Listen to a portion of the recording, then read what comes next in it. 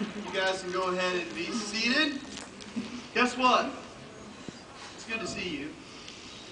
I'm glad to be here. I'm glad that you are here. I have a very important question to ask you before we get going too far down the road here, and that question is, how many of you got fooled last Tuesday on April Fool's Day? Go ahead and raise your hands. It's okay. Don't be embarrassed. It happens to the best of us. It certainly happened to me this year. I got fooled, but it wasn't by a coworker or my wife or somebody like that. I got fooled by my precious, sweet, beautiful 5-year-old little niece, Callie.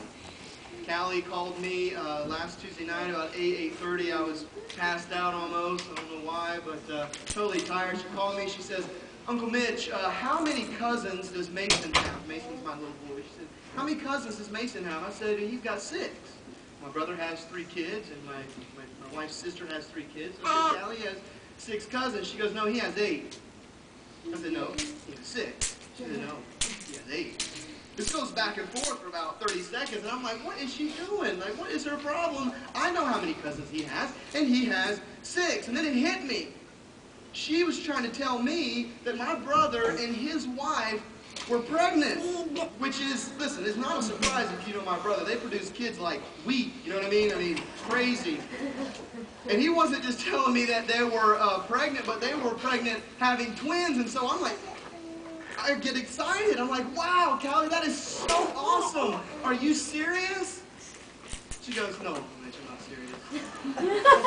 April Fool's Day, sucker.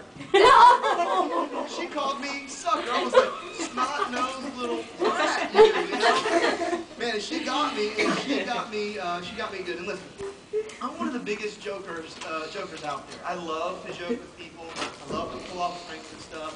But I just cannot get into the whole April Fool's Day thing. I don't know if it's just too predictable or it's too much work, but I just personally can't get into it. However, there are many people who can. There are many companies who really get involved with it, and some of the stuff that they do is not only hilarious, it is downright impressive.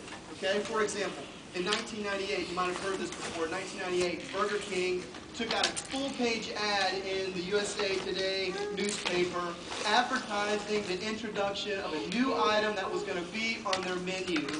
Guess what the item was? Anybody remember? The left-handed Whopper. I'm not joking. They took out an ad, new item, left-handed Whopper. And according to the ad, the new Whopper would have all the ingredients as the old Whopper. However, they would be rotated 180 degrees to the left for the 32 million left-handers there are in the United States. I kid you not. And you know what? We sit here and we laugh and we chuckle, ha ha ha.